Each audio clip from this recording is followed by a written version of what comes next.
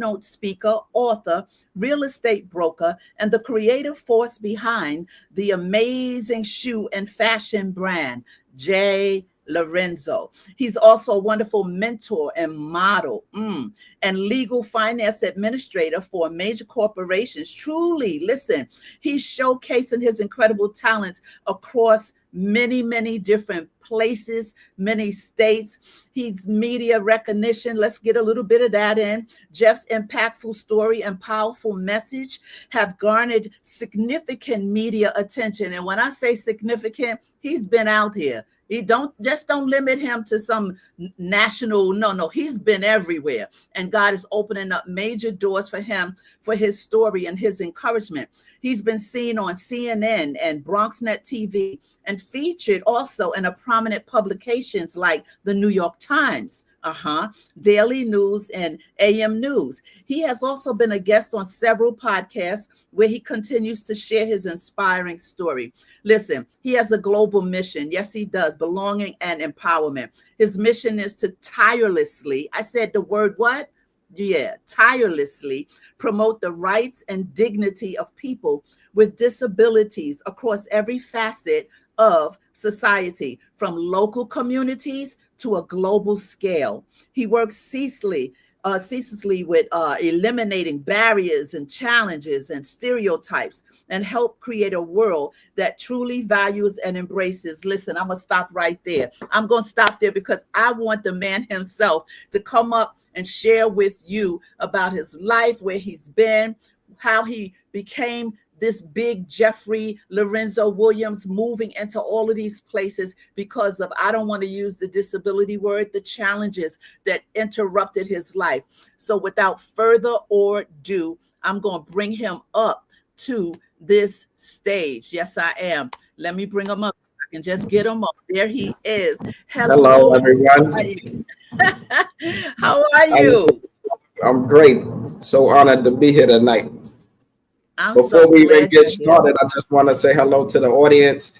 I want to thank y'all for being a part of this monumental moment for me. And like Sheila said earlier, because I love supporting each other, let's hit them thumbs up right now before we even get started. That's right. I'm trying to pull you up on the screen. I forgot to do it, but I'm doing it now.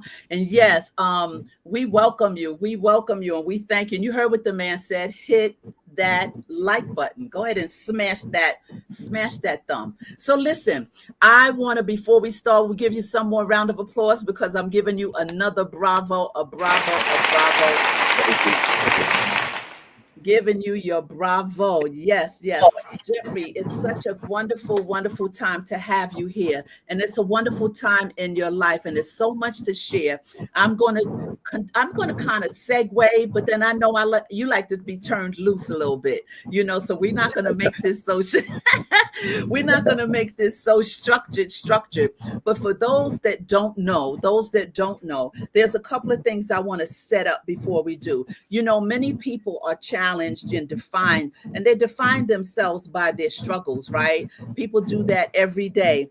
But I believe you were like 13 Yes. years old, 13, when your life totally changed. And so I want to ask this first question, and then we're going to just let things flow. And I'm sure you will give us so much information inside of what you did and how you overcame and how you're still overcoming. So we're going to flow that way. But what I want to ask you is, how did you define your own identity and sense of purpose after the accident, moving beyond what happened to you? That's my first question. And I think that'll set you up for you to flow when it happened, what you can remember and what you went through, emotionally and mentally or whatever. Just do what you want to do. I'll interrupt you ever so often to ask some things. But right now, I just want you to share with the people in the audience. We have people up in the bleachers, up in the expensive seats, and we have the chat building up right now. You have the floor to answer that question, and we'll just jump in for your story, sir.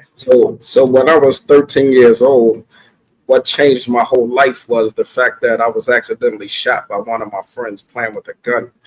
And when I first thought about, where I would go from there and, how this would impact my life, there was like being 13, you just really, when you put yourself in that age bracket, you thinking you're just reaching puberty. You're just really starting to live your life, and trying to figure out who you're going to be in life, who you're going to be in the future, what you're going to do in life and things like that, what type of things you want to accomplish. And it was almost like somebody just pulled the plug out of my future. And, just to go back a little bit into the story, it was the last day of school. I was in the Bronx at Sacred Heart Junior High School. And my friend came to pick me up from the school, and he said that he had some bikes and he wanted us to go back to his house. So me and my brother ended up going back to his house to ride the bikes. And when we got to his house, he went in the room and came out with a 22 revolver. And me growing up in the Bronx and, watching gangster movies on TV and things that I was exposed to in the neighborhoods that I lived in at the time in Hotbridge, like guns was like fascinating to me, and so when he brought the gun out, I was immediately excited to play with the gun and hold the gun. So I asked him, could I hold it? And he came over and let me hold the gun. So I had the gun in my hand, and immediately my brother objected to it. He was like, look, stop playing with the gun, put the gun up. And my friend was like, I kept telling my brother, don't worry about it. It's probably not real. But when I felt the weight of the gun, I realized that it was real. So I handed the gun back to my friend. So he continued to play with the gun. He ended up pointing the gun at me. He was standing a couple of feet from me, and he pulled the trigger. When he pulled the trigger, I just saw a ball of fire coming at my head. So I grabbed my head, and the bullet ended up going under my arm. So he dropped the gun, and everybody in the room, my brother, him, we all was shocked at the explosion. And at first, because of watching TV, I'm thinking I was going to get a different reaction because the bullet had hit me. So I'm thinking I didn't really feel no pain at the moment, because as soon as the bullet hit me, my whole body went numb, and I fell back on the couch. When I fell back, my legs start feeling like when you lay on your arm and they fall asleep, my legs start feeling numb. And I start hitting my legs, and I was saying, you shot me. And he was like, Jeff, stop playing. He still was frantic about the fact that the gun went off. And, I hit my legs, and then I went to get up and couldn't move. So I kept hitting my legs. I'm like, look, you shot me. I need to get out of here. So I would start looking around to see if it was any blood on me. And I ain't see no blood. So I was kind of confused because I was feeling weird. And then I started losing my breath. I couldn't really breathe. So I was trying to figure out, why am I feeling like this, but I'm not seeing any damage, any blood anywhere. But what happened, the bullet was so hot when it went in, it closed the hole back up. It burned the hole back closed, just to let you know how hot this bullet was. So I started bleeding internally. So my lungs started filling up with blood. So he immediately grabbed me, and we was on a 5th floor apartment in the Bronx. So he ran down the steps. He carried me and ran down the steps with me, and my brother was behind him. So when we made it to the street, I tried to stop a cab, and the cab driver wouldn't let me in the car because he was carrying me. So the cab driver was asking me, Jeff, asking me like, what happened to you? So when I realized that the cab driver wasn't really cooperating, I just said to him, I broke my leg, because I figured if I said I got shot, that was going to alarm him even more. And I really was trying to get to the hospital. So he let me get in the cab. When I got in the cab, we ended up going to the hospital. So on my way to the hospital, my friend is telling me like, Jeff, don't tell on me. I'm going in and out of conscious, because I'm losing my breath.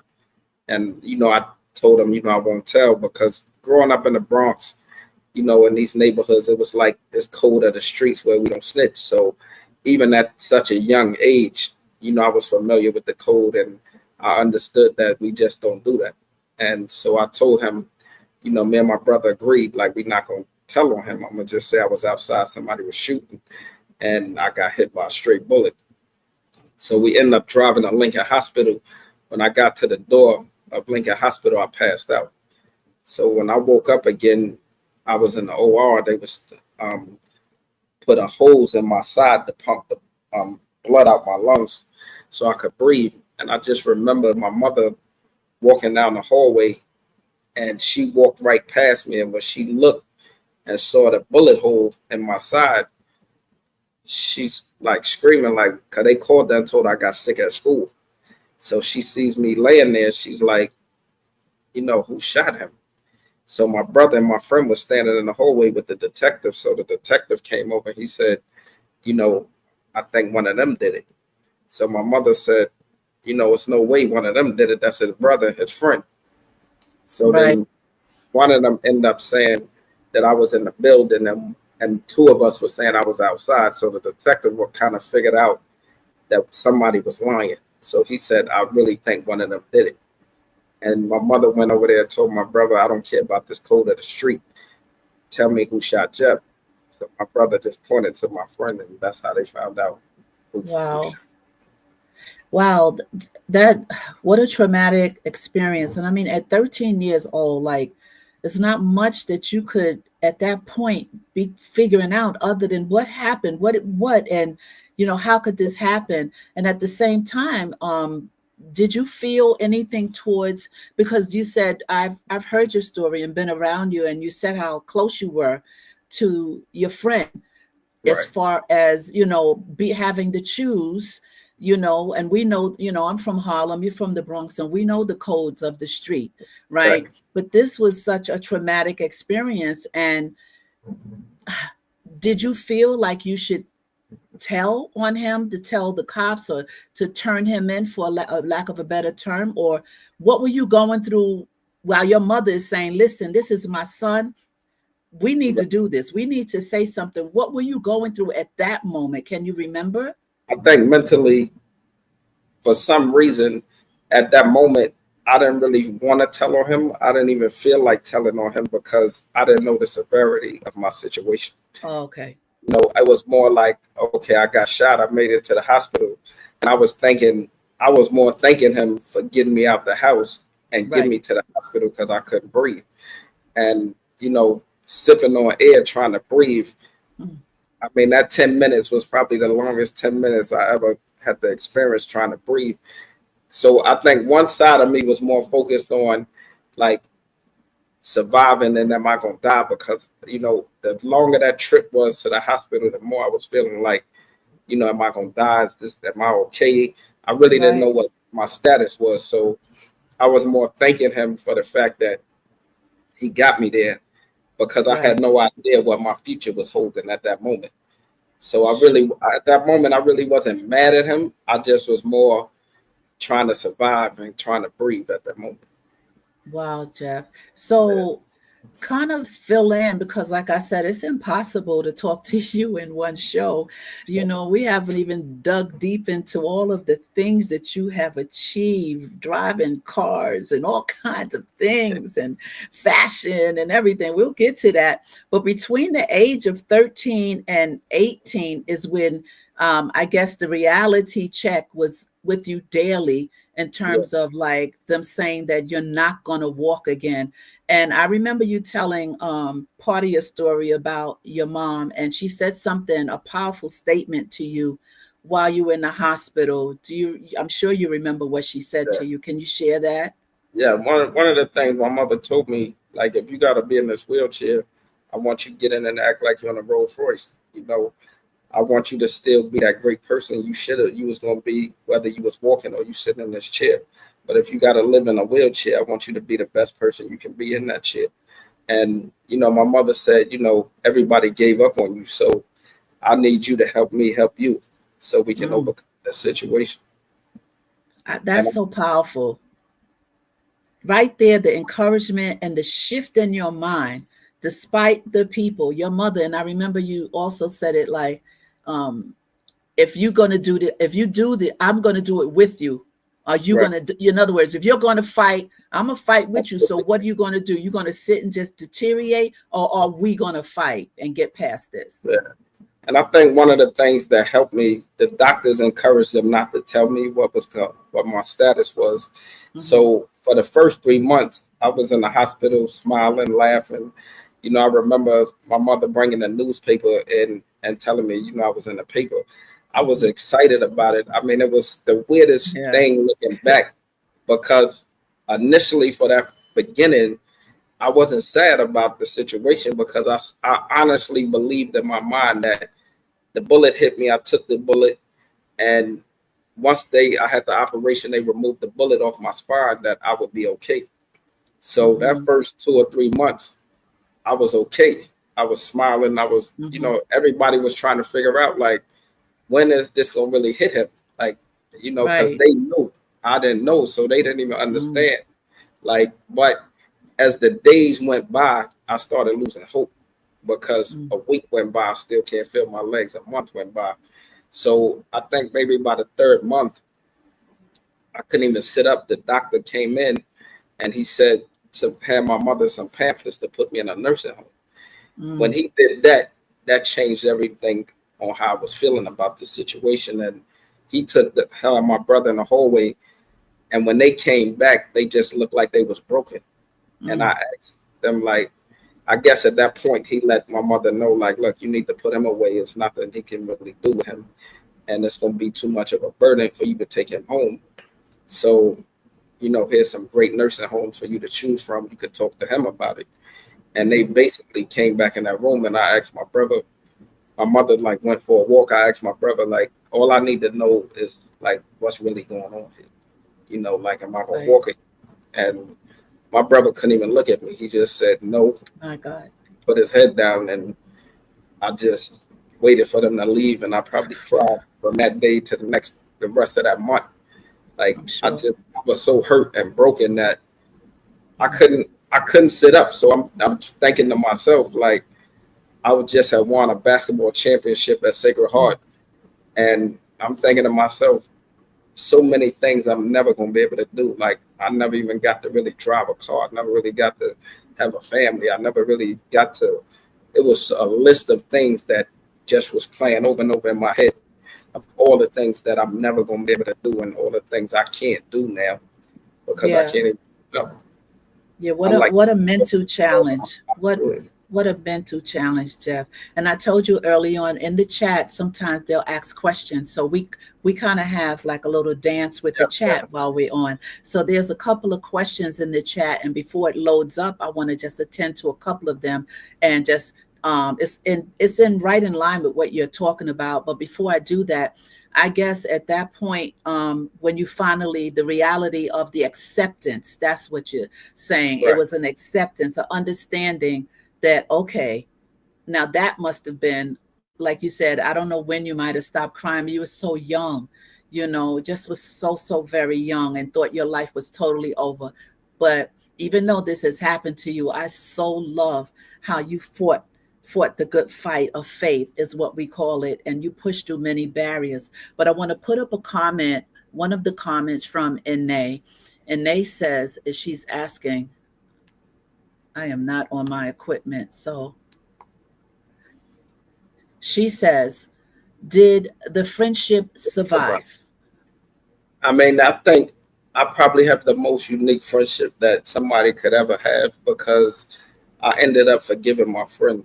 And I think forgiveness is probably one of the most powerful chapters in my book, because I think that's one of the hardest things for people to do under those circumstances to that level.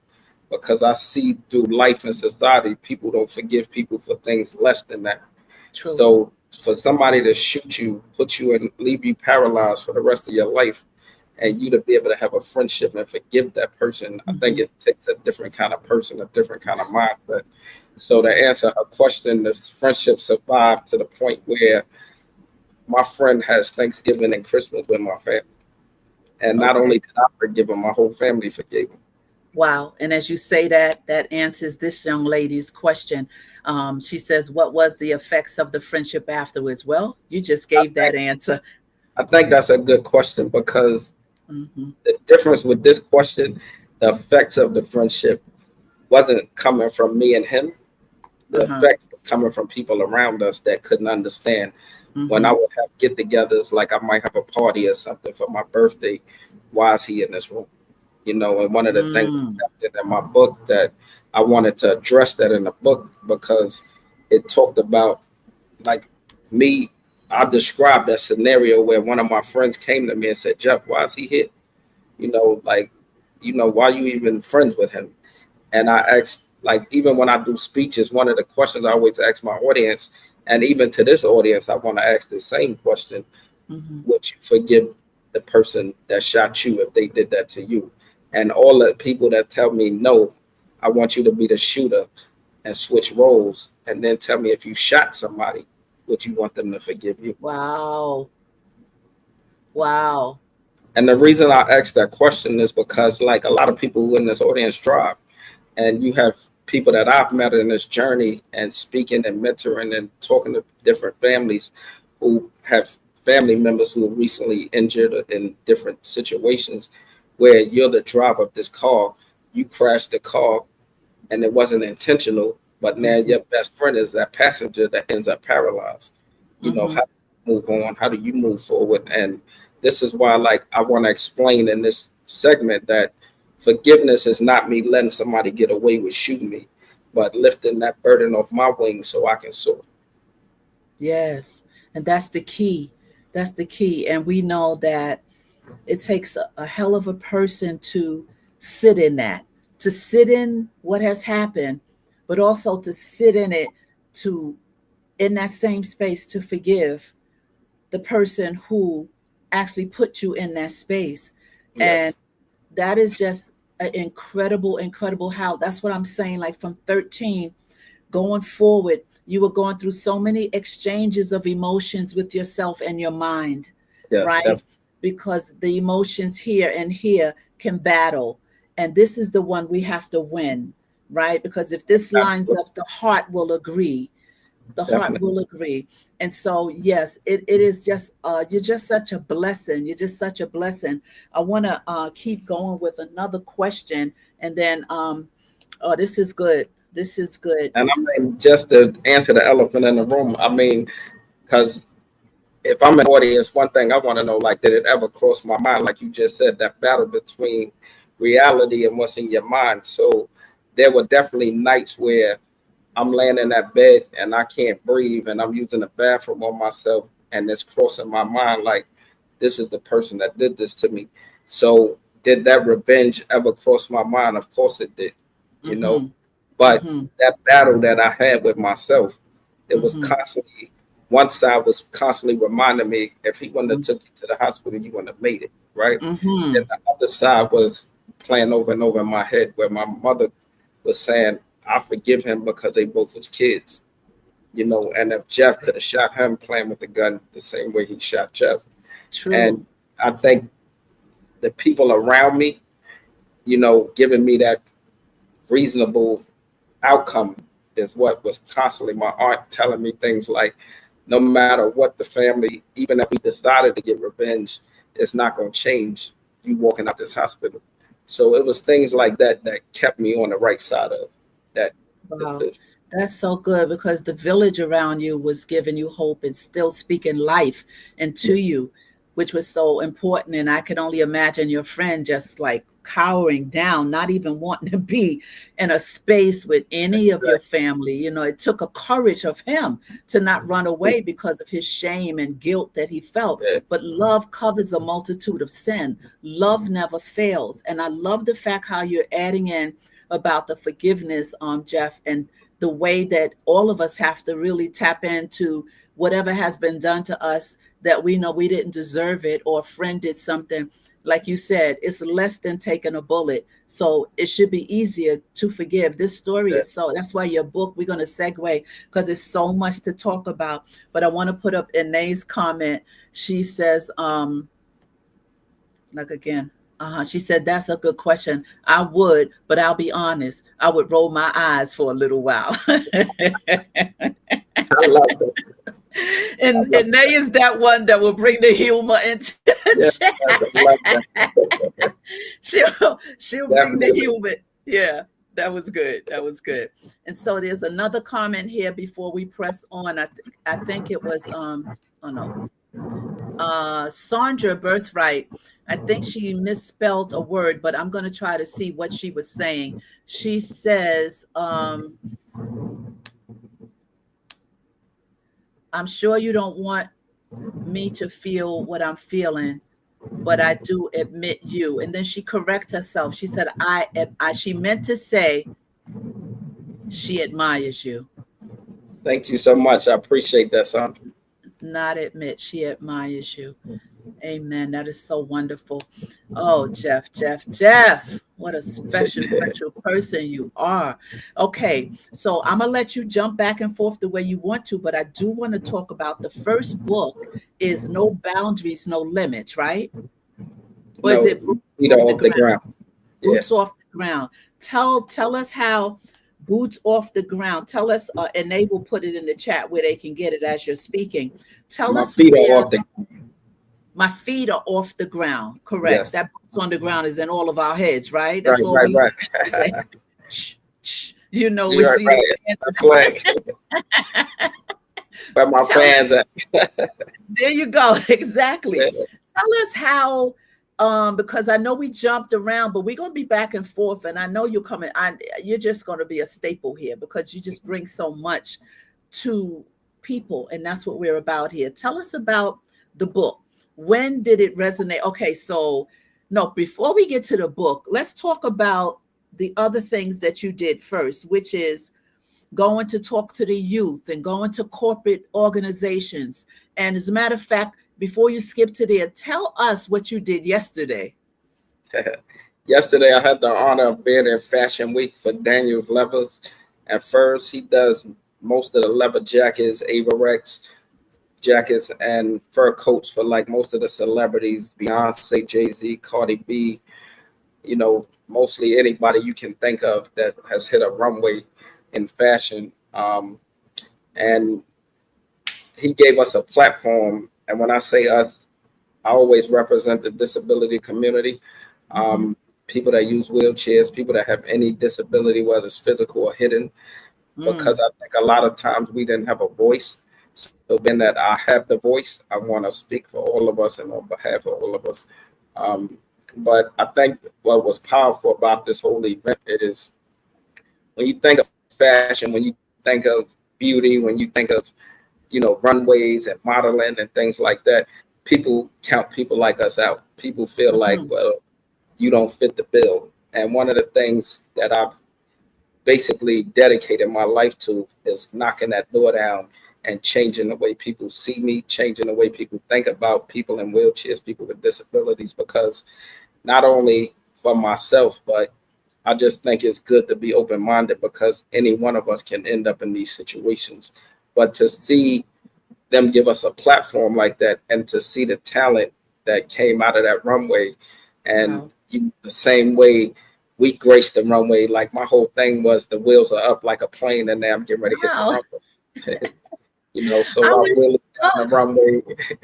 I wheeled down the runway, spent the chair a couple of times, and oh. just having those cameras, the spotlight, having the Mm. audience roaring and things like that, it just makes you feel like a human being, makes you feel like you belong. And one of the things Wow. I faced and one of the challenges I think in life, period, is being accepted for the right reasons, not trying to follow people, not trying to fit in, but just feeling like you belong, feeling like you have a role in society. And even though Absolutely. early on nobody gave me the role, I demanded the role because That's right. I was a part of what everybody else do. I want to be a part of that. Right, that's right. I wish I would have been in that room when you on that runway. I mean, because you know you fly anyway. See, people don't know. You see, y'all got to see him when you see him on behind the camera right now. Y'all got to see him like in the real flesh. You got to see his whole how they say the drip. Did I say Yeah, it the right? drip. Yeah, the drip. And I think fashion makes you feel good. Dressing up. Yeah. I mean, one of the things I remember being in the hospital. I was in the hospital Christmas Day, and my mother asked me what I wanted for Christmas. And at the time, they had the leather bombers with the fur collars, and Yeah. I asked her for one, and she couldn't understand it. She was like, "Jeff, you can't even go outside. Why you want the coat?" So I had her. She bought me the coat. They surprised me for Christmas. Bought me the coat.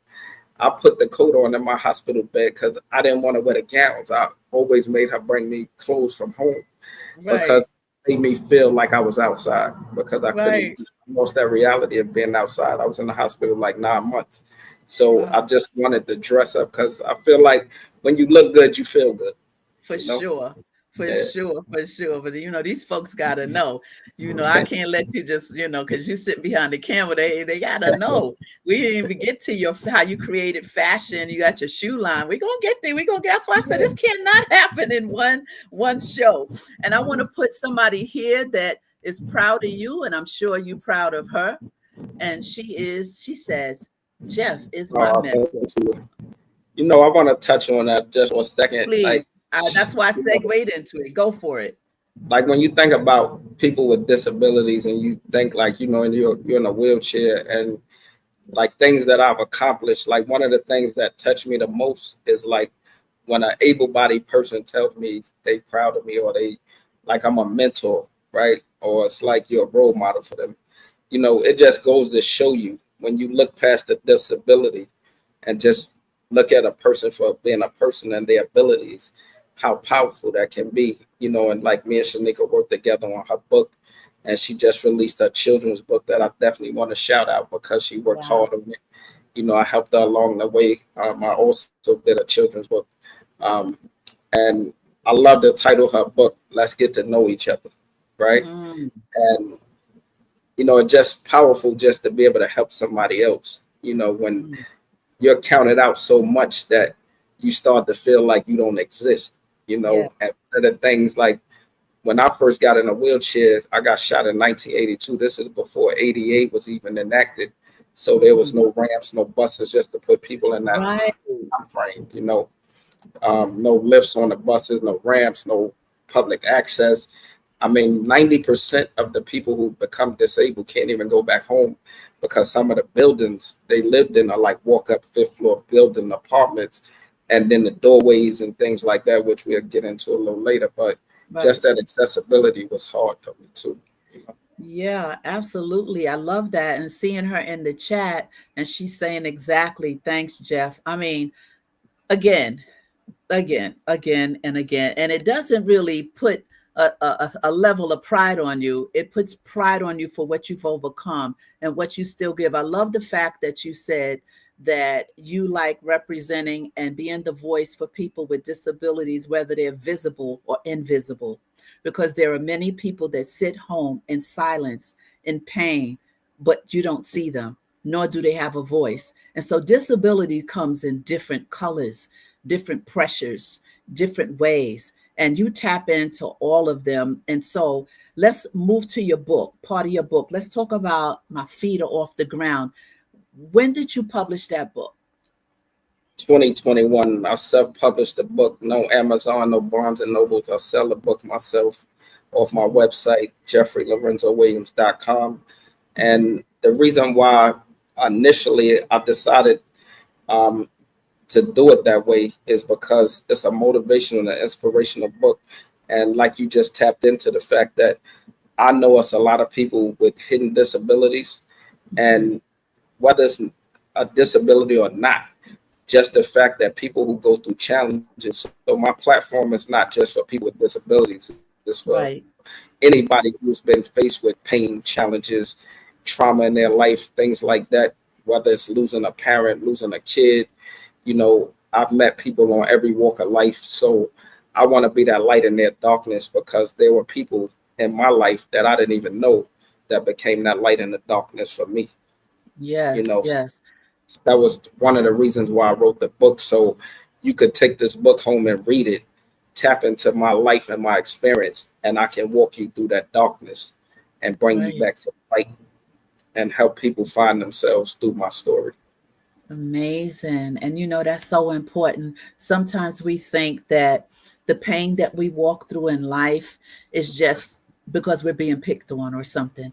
But when you sit in it and you really get quiet and ask questions like, there got to be a greater reason why this happened to me, not just why me. Of course we go through that stage, but I'm talking about once we get past that stage and we get to the point of where now the light bulb goes off, or you find that point inside you. Okay, so I see it, because now you've worked through bitterness, you've worked through pain, you've worked through so many things, even though those things pop up because we know this mind. But when you get a hold and a grip on you and why something you see the greater purpose and the price you paid, and you turn that into such a massive story to bless not just a group of people, but the world at large. And that's what you're doing. That's what you've been doing. I have so much stuff in my things in my head to ask you, but I don't want to get ahead of myself. So I'm going to follow suit to what I want to say here, but I still want to talk about your plane. And I want to talk about the race car. I want to talk, I want to get there. Don't go there yet. Don't go there. So this is what I want to this is what I want to skip to. No, I'm skipping over to your book and your real estate career show a powerful commitment to building. Was there a specific moment or a single person that helped you shift from surviving to thriving and inspired you to build a new future for yourself? Because yes, everyone, he's a real estate. He's in, okay, you go. You just go.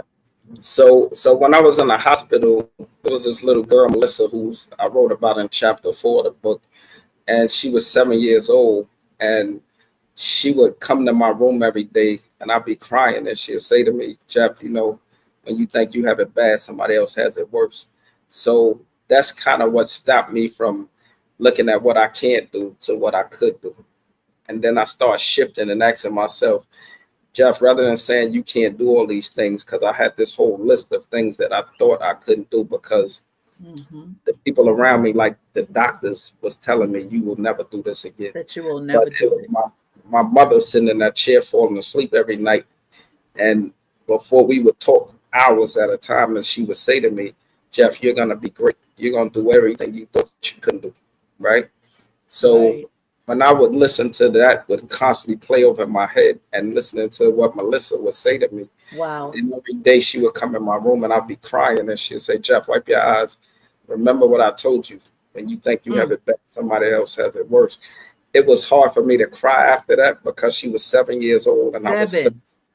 And when you're younger, that age gap is really big. So I'm thinking, how's this 7-year-old girl in a wheelchair smiling? And this is why mentoring was so important for me later on. Because I'm like, who would ever think a 7-year-old could be a mentor to somebody 13? And like they say, I always looked at her like an angel. So then one morning, she was your angel, yes. Right. And the energy she gave me when she would come in that room every morning, because I was in the hospital, like I said, 9 months. So when one morning she didn't come to the room. So I sent the nurses to go get her. And I asked her, you know, where's Melissa at? And the nurse told me she had to go to surgery because she had brain cancer.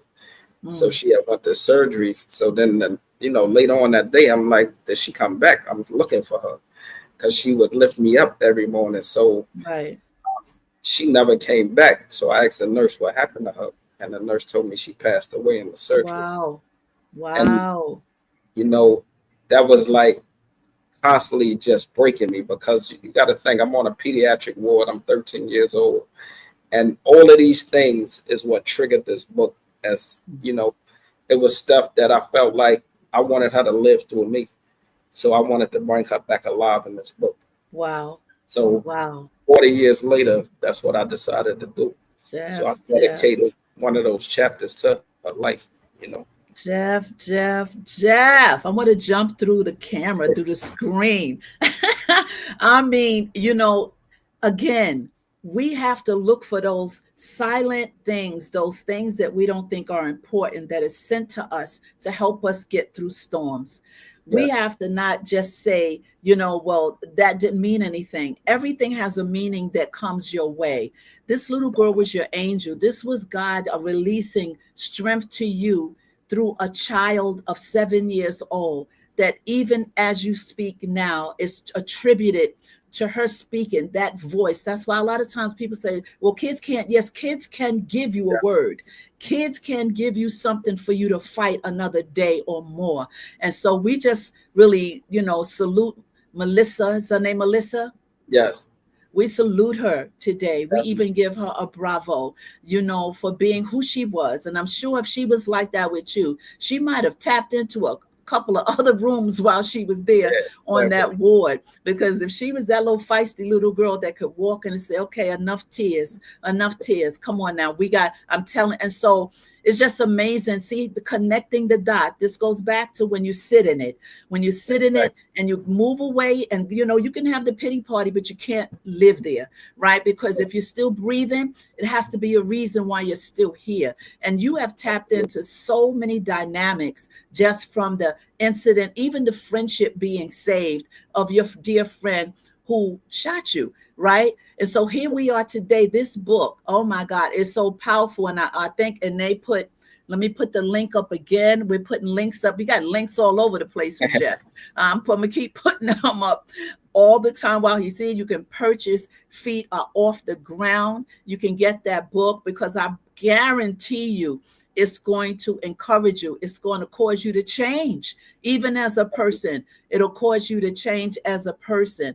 And so this is just so powerful. Now, we have someone else in the audience that you do know, and I talked about her with you a little while ago. She said, "Hey, Pastor Sheila and Jeff, Hey, this is powerful." There's Elaine. How are you? Yes, he says, "How are you?" Isn't that something? Elaine knows Jeff from the Bronx. I didn't know it. I'm up here bragging about him and talking to her about you. She said, "I know him." I said, "Oh, okay." Yeah. Amen. Yes, And yes. John Jay College as well. The college, right? Okay. See, now you're getting ready to go off into the okay. Before I give this next question, let's talk.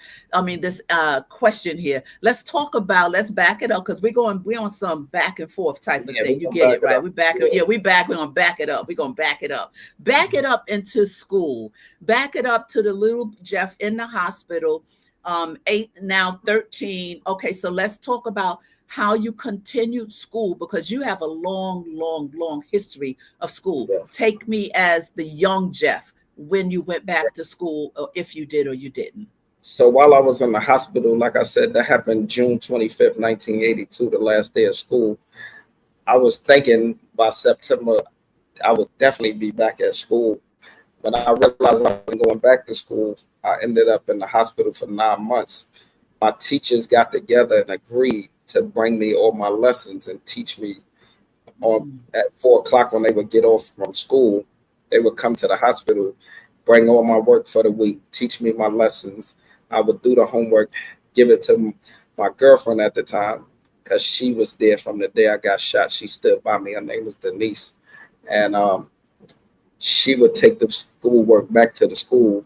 And that's really how I ended up graduating with my class. And, to this day, even when I went back to school, my teachers would help me do therapy. They would get the mats from the gym, bring them up to the classroom. They would sit there, help me do therapy and things like that. My classmates, like days that it rained, because my school wasn't accessible. So every morning they would carry me upstairs.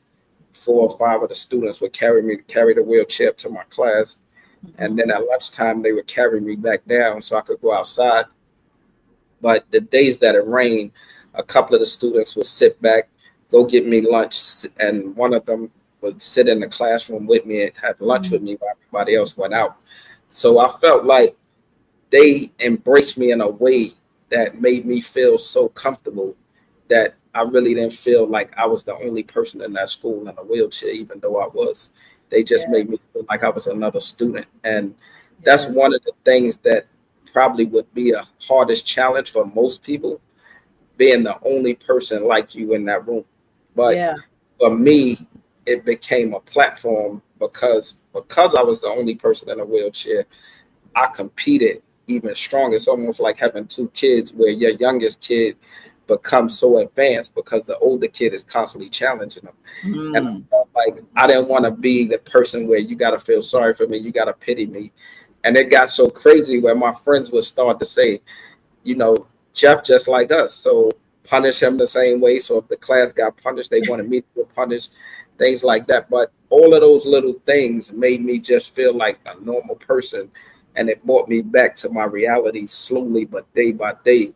I didn't feel like, I almost forgot I was in a wheelchair, which is crazy.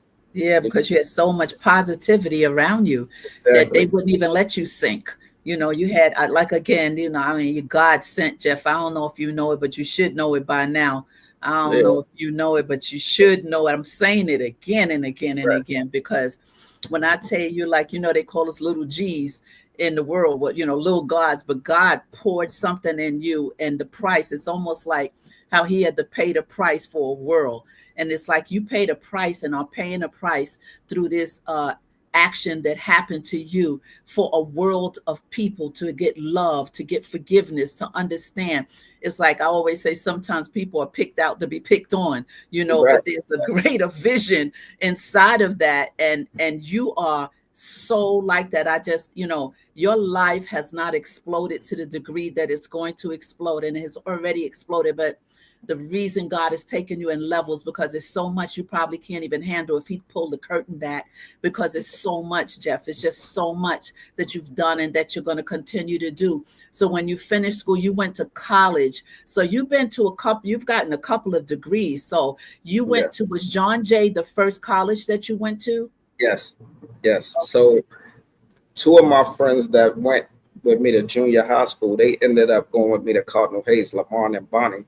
Mm-hmm. And they would come to my house and take me to school when I went to high school. Mm-hmm. And then I ended up graduating from Cardinal Hayes, and Bonnie and I went to John Jay College together. And like I said, at the time, there was no accessibility, but I was catching cabs to school sometime when I was in junior high school. And my mother ended up buying an apartment around the corner from Cardinal Hayes. So I was able to go right up the block, and they still came and picked me up in the morning to take me to school. Um, but when I went to John Jay, what was interesting about that was now we coming out of the train station on 59th Street where that escalator is and that flight of stairs. Right. We navigated those stairs. Like Bonnie literally took me to school every single day for those 4 years. Then Wow. eventually I bought a car and I was able to drive him around or whatever. We would drive to school. But what I really loved about that friendship with Barney, and it was so interesting because he had nothing to do with the shooting, he had nothing to do with the situation, but he chose to do that. And whenever I would have interviews there and things like that, and I would thank him for that. All my friends always say, Jeff, him, Lamar, and Dave, and all my friends that was there for me, they would always say, "You always thanking us, but you don't realize how much you did for us." So Barney, when I was in college, I said to him, UPS came and they was hiring. So I said, "You need a job. I want you to fill this application out." And he was like, "I can't." When he read it, it said you have to drive. He said, "Jeff, I don't know how to drive." At the time, I had a car and I started driving.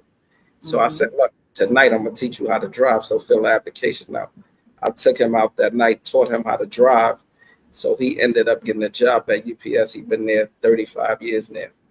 So, it was back and forth, you help me, I help you situation.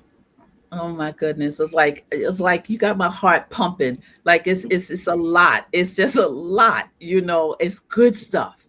It's a lot to just realize, to stop, pause, and reflect on just your own self. And I hope the audience is stopping and pausing and reflecting, on themselves, on Yeah, the battles, the challenges, the do's, the don'ts, the hate, the love. I hope the audience is gravitating to what you're sharing here. It's just so powerful. It is just so very, very powerful. I want to ask you, we have the unexpected turns in life. So, what is one unexpected lesson you've learned from a failure or a setback that was not related to your accident? And how did you apply that lesson to your life or your career? I think one major setback for me was the fact that even though I checked all the boxes, Mm-hmm. society didn't check the last one to accept me. Mm, And when I finished college, and now I'm in this job search. I remember the first newspaper article, one of the first ones I did was the job search, right? It's hard, but it's even harder when you have a disability. And they mm-hmm. did a whole article on what that was like. And Mm-hmm. the only thing that changed for me was like I would go on job interviews and I'm wondering, like, every time I heard no, I'm thinking to myself, was it me? Was it the skills or was it how I looked? You know, and Mm-hmm. like they say, what you say can be held against you. I start believing what you look like can be held against you, right? Mm. I'm in a society where, like I said, at the time, I was the only person really visible in the street like that, you know, that was in a wheelchair, where I'm Mm-hmm. showing up at the skating ring. I'm showing up places that most people in wheelchairs shouldn't be, is what society said. But Correct. it became something I refused to do. Wow. So I went on to, I started having this mindset where every time somebody tell me I can't do something, I'm gonna keep doing it, because that was one of the things my mother kept instilling in me. Don't ever let nobody tell you what you That's right. can't do. And that came from that doctor wanting to send me to that nursing home. Exactly. So Exactly. when I got in this job market, you know, like it was so many things. Like, I'm going on a job interview, I can't even get in the building. So how can you accept me to work for your company if I can't come in the Mm-hmm. building? If there's no Mm-hmm. accessible doors, if there's steps to get into the lobby, things like that. Mm-hmm. Mm-hmm. Um, and that accessibility thing started to kick in, you know, where I started looking for accessible things way before ADA put them in place. I started knocking those doors down saying, this is not right. This is not going to work for me, you know, Right. and just refusing to give up, you know, and just constantly, like, I'm knocking on the door till somebody open it. You know, if this company say no, I'm going to the next company, but Mm. that resume is going to show up at your door. I mean, I even Mm. remember one time one of my friends was working security for the hotels in Midtown, and they said, Jeff, oh, they hiring at my job. You know anybody need a job, right? And I said, doing what? They said security. I said, so what's the requirements? They said they don't have none. They said they need extra help. If you come down at night, whoever come down, they gonna hire them right on the spot. You know, and then your friends want a job. I said, I'm going with you. They start laughing. They Mm. said, if you crazy, how you gonna go do security? You can't do that. I, Uh-huh. s- I said, you know how I feel about what I can't do, right? I said, they said you had to have a all black on. I went down, I filled out the thing on, um, I filled the paperwork out and sent it in.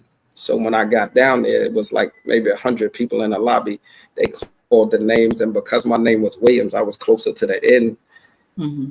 Everybody they called, they said, here, go over there, get your badge, and go to this floor and start working. So when they got to the guy said Jeff Williams, I was sitting right in front of him, and he's looking for me. And he's like, Jeff Williams. I'm like, I'm right here. And it was like the deer in the headlights. He's looking like, how you gonna do Mm-hmm. this?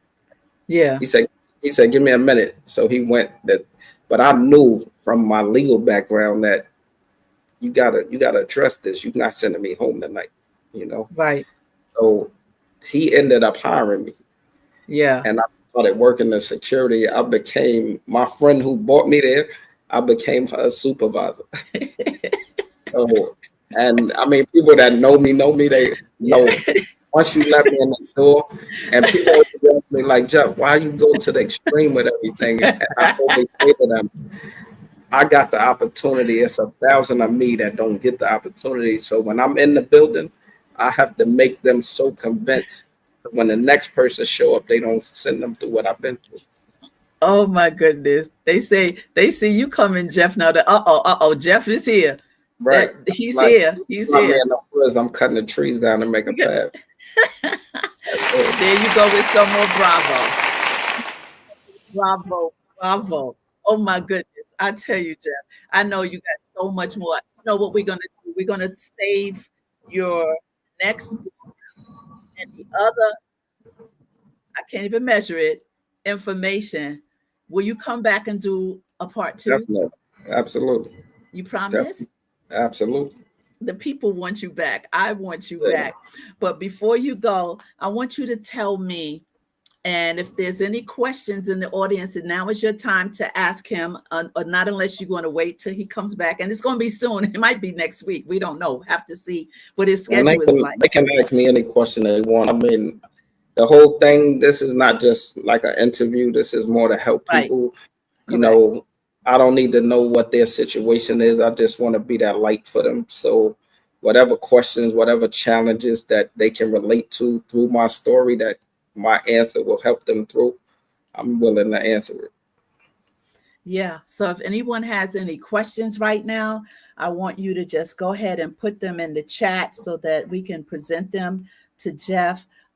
He's definitely going to come back before he leaves this platform. When we go backstage, we're going to chat a little bit about the next date. I hope it'll be soon because I want to just keep it moving and keep it going. It's just so much to talk about. I want to talk about the airplane. I want to talk about, was that a race car that I saw? Yes, yes. Okay. I want to talk about your race car. I want I to love talk about, it. I want to talk about so many things. I don't want to give them everything right now because we do have some comments in the chat that I want to put up before we leave. But this question, this last one before I put the comments up, I wanted to ask you now today, what would you tell the 13-year-old Jeff now? What would you tell the 13-year-old What's Jeff? what's interesting where normally I would say don't play with the gun, don't put yourself in this situation. Mm-hmm. Now I think it was God's will for me to take this journey. Mm-hmm. And like a lot of people ask me all the time, like, Jeff, let's be real here, right? Why wouldn't you want to walk again? Right. And if I had the option to walk again, I would love to walk again. And Mm-hmm. I do believe I'm gonna walk again. Right. Mm-hmm. Yeah. But if I'm honest with myself, I know for a fact I would never be able to touch the lives that I've touched and change the trajectory of people in society and how they think about people with disabilities, which has superseded me walking again. Yes. Absolutely, Jeff. I So I totally think feel. me walking again, me walking again will satisfy me. Me being Jeff in the wheelchair has changed the world. So that's more important to me. That's a good answer, Jeff. That's a good answer. And I talked to it's so much that's running through my mind, and just so much more to talk to you about your fashion line, your sneakers, your look. Mm-mm-mm. All I can say is And thank for you, Lord. anybody to call, like anybody that have somebody in their family with a disability, I mean, one thing that has resonated with me, like this lady said to my mother one time, "Oh, I didn't know your son was in a wheelchair." And my mother said, "I wouldn't trade my son in a wheelchair for your son walking." And one thing my mother has always instilled in me is my mother and my family is that, you know, they love who I am as I am. And that means a lot Mm, to me because people ask me all the time, like, like wheelchairs have a stigma. One time they interviewed me and the guy said, "Well, Jeff, let's be honest, a wheelchair has a stigma." I said, "How can I be mad at something that takes me everywhere I go?" I said, "The wheelchair has a stigma to you. The wheelchair is a Grammy to me because it's the that's right. journey of everything that I've That's right. I tell you, the philosopher, the lawyer. We didn't even get into the lawyer aspect of you. We didn't get into all of that. You have to come back next week. I'm going to see if your schedule will Yeah, permit you to come back next week. I think the people, if you want Jeff to come back next week, put a 1 in the chat. Put a 1 in the chat. I'll wait for it. I'll wait for it. In the that's meantime, I'm going to put some of these comments up that's been trickling here. Let's start with let's put this one up. Elaine says, "Love this. My dad was in a wheelchair, so I witnessed a man with I can do attitude." Uh-huh. Yeah, absolutely. definitely. Absolutely. Sandra Birthright has a comment. "My son was not only into fashion, he also graduated from Cardinal Hayes." Yes, Sandra's son went I home to may be know with her. the Lord. You might. Wow, He I may passed have met him. away. Yeah, you Yeah, might have. sorry He to hear loved fashion. And put your son name in the chat, Sandra. And I want to talk right now. Put this comment up. "Thanks, Jeff, for all the support and encouragement. May God continue to bless you with all the love and happiness God has for you." I ditto that. I say yes, yes. I agree. And look, we got a lot of ones. I'm not going to put the ones up. Can you see the ones, Jeff? that. You Nah, can I see can't see you can't see the him. ones. The ones are everywhere. The ones are everywhere. I think I missed a couple of um okay. Oh, well, I'm going to put it up because it's your mentee asking. All right. Definitely. Speak about how you felt becoming a father. See what we said about the show, Definitely. right? Before the Definitely. show, you and I? Okay. Organically. I got this.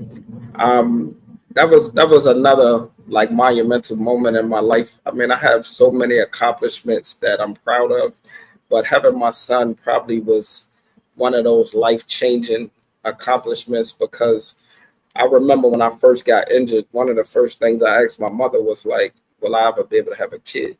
That was something like being a man, that was something important where, every man wants to have that son. And when Jeff Jr. came out, that really like touched me because now I'm thinking like, how do you be a father in a wheelchair? What has happened with that was another life lesson where, I'm taking my son to school every morning. And I remember even like when his mother was pregnant and I ended up at one of the classes, when you're having a baby and all the fathers come with the mothers, and I was the only one that showed up. That reality was like, I remember one of the young ladies crying because she was like, all these women are here and none of the fathers are here. And then your kid's father show up in a wheelchair. This is crazy. But I remember going to the doctor where his mother called me and said she was at the hospital. I thought something happened to her. I look up on the screen. I come in the office and they got the sonogram up on the screen with the baby. I'm like, what the hell is going on? But I haven't cried since I got shot those months back since I was about 13. And I've been so strong that I guess I was so broken that I don't have that emotional side of me anymore.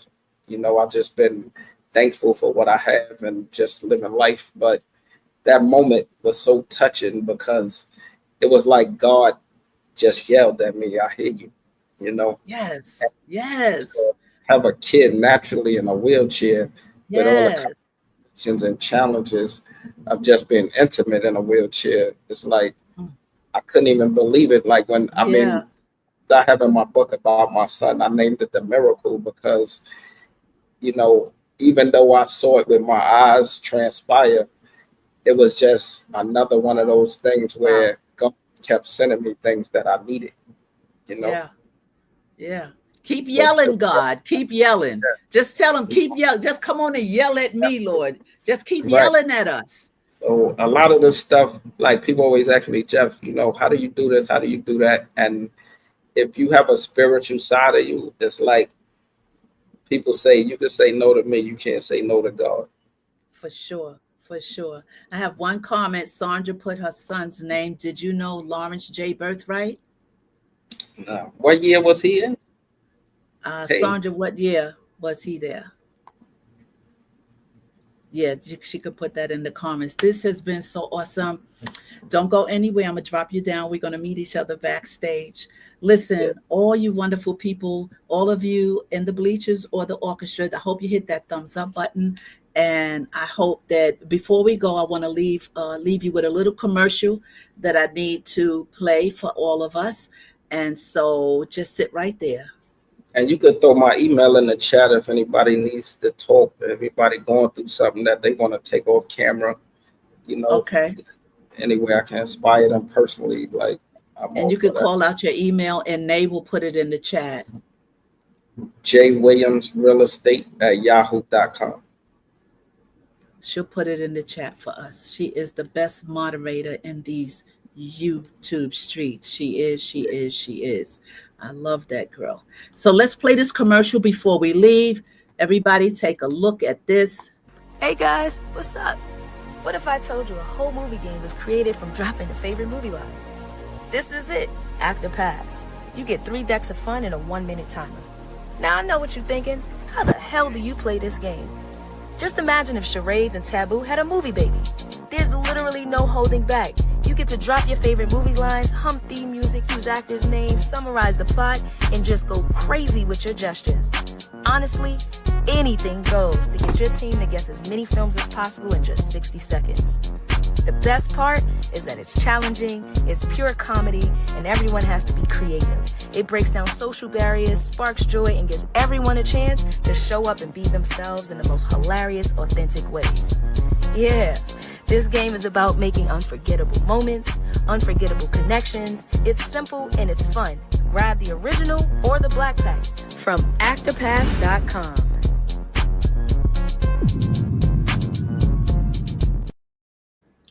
Yes, yes, yes. That's a promo. ActorPass is a vision that the Lord downloaded to my daughter. She didn't forget about it. What she did was she started thinking about it, planning it, and here it is, manifested. That's why you can't say, I don't have the money, I don't know how. If you just get the vision, he'll give you the resources if you just, work towards getting it. And so I'm proud of her with this game. It's so much fun. And it's a family game. It's holiday season. So you guys need to go to actorpass.com, actorpassgame.com, and grab some for presents. It's very reasonable with price. I think it's $24. The Black Pack are the Black movies that we're familiar with. That's why it's called the Black Pack. The original pack has so many other movies, right? So we have two separate things going on. But anyway, that's my promo for our family, not my business, but my daughter's business, ActorPass. I hope that you will, go ahead and get it for your family and your friends and help small Black business. I'm proud of her. All right. So I think, here we go. This is what we have here for you. If you are in need, you want to have a chat. Listen, this man here,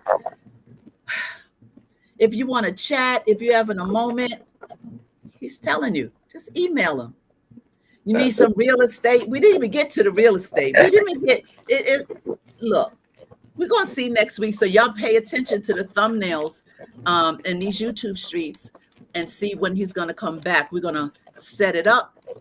And hopefully all of you will be back. Tell a friend, somebody else put a comment. They won't let you go, Jeff. They just won't let you go. Thanks, Jeff, for all the support and courage. This continue to bless you. I think we read this, Love and Happiness. God has for you. Yes. I didn't mind reading that again.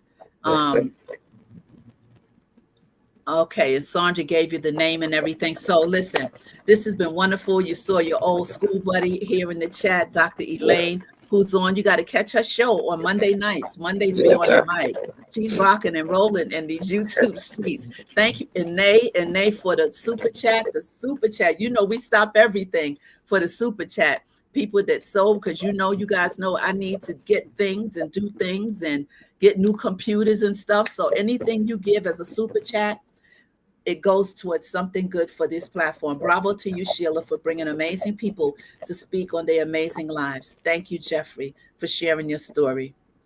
And Nay, you know how I feel about you. Thank you so much for that super chat. Thank you for always being here and having my back. Yeah, so we getting ready to tip on out of here. Listen, y'all got to stop. More comments?